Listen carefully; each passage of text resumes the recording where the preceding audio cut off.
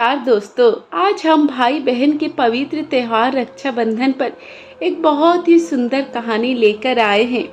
एक समय की बात है, किसी नगर में एक साहूकार के 3 बेटे और 3 बहुएं रहती थी। साहूकार की सबसे छोटी बहू बहुत सुशील और संस्कारी थी। साथ ही वह भगवान कृष्ण की अनन्य भक्त थी। सावन के महीने में साहूकार की दोनों बहुएं रक्षाबंधन के त्योहार पर अपने अपने घर जाने की तैयारियां करने लगी। सुबह जल्दी उठकर घर का सारा काम करने लगी। तो छोटी बहू ने पूछा, क्या बात है दीदी, आज इतना जल्दी जल्दी काम क्यों कर रही हो? तो उनकी जेठानियां बोली, कल रक्षाबंधन का त्योहार है, हम दोनों को अपने भाई को राखी बांधने अपने अपने घर जाना है। तेरा तो कोई भाई नहीं है, तू क्या जाने रक्षाबंधन का महत्व, भाई बहन के रिश्ते का महत्व।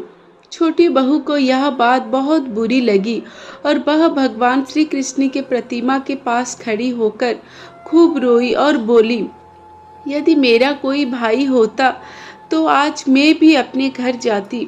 अगले दिन रक्षाबंधन का त्योहार था। सुबह सुबह उसके घर उसके दूर के रिश्ते का एक भाई आया और आकर साहूकार से बोला, यह मेरी बहन है, मैं इसके दूर के रिश्ते का भाई हूँ और मैं रक्षाबंधन के त्योहार पर इसको अपने घर ले जाने आया हूँ। लेकिन फिर साहूकार का बेटा बोला, लेकिन इसका तो कोई भाई नहीं है, तुम कौन हो? उसको समझाने पर साहूकार और उसका बेटा मान गया और छोटी बहू को उसके साथ भेजने के लिए तैयार हो गए। परंतु छोटी बहू के पति के मन में कुछ शंका थी। वो बोला, आप इसे ले तो जाइए, लेकिन इसे वापस लेने में खुद आऊँगा। ऐसा कहकर उसका उसके भाई के साथ भेज दिया। रास्ते में चलते चलते छोटी बहू ने अपने भाई से कहा, भैया तुम इतने सालों तक कहाँ थे और पहले मुझसे रक्षाबंधन पर कभी राखी बंधवाने क्यों नहीं आए? तो उसका भाई बोला, बहन मैं 7 समुंदर पार प्रदेश में कमाने गया था। अब वह दोनों अपने घर पहुँचे तो घर में भाभी ने अपने ननद का स्वागत किया, खूब आओ भगत की। फिर उन्होंने रक्षाबंधन का त्योहार मनाया। ऐसे खुशी समय बीत गया। एक छोटी बहू का पति उसे लेने उसके घर आया। महल जैसा घर और ऐसा आराम देखकर वो चकित रह गया। भाई और भाभी ने उसका खूब आवभगत करी और अगले दिन सुबह सुबह भाई और भाभी ने उसे उसके घर के लिए रवाना किया। विदा करते समय उसे खूब सोना चांदी हीरे दिए। थोड़ी दूर जाने पर छोटी बहू का पति बोला, अरे मैं गलती से अपना कुर्ता वहीं भूल आया हूँ।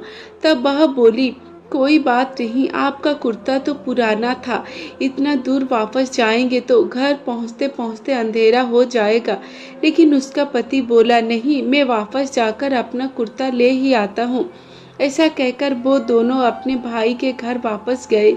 जैसे ही भाई के घर के पास पहुँचे तो वह उन्होंने देखा, भाई के महल जैसे घर के जगह पीपल का एक पेड़ है और उस पेड़ पर छोटी बहू के पति का कुर्ता टंगा है।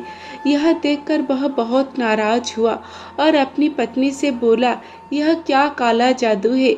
कौन था वो जो तेरा भाई बनकर तुझे यहाँ लेकर आया था?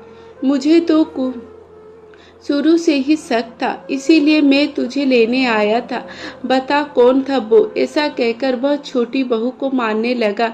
इतने में तेज प्रकाश के साथ भगवान श्री कृष्ण वहां स्वयं प्रकट हुए और बोले, मत मारो इसे, यह मेरी बहन है।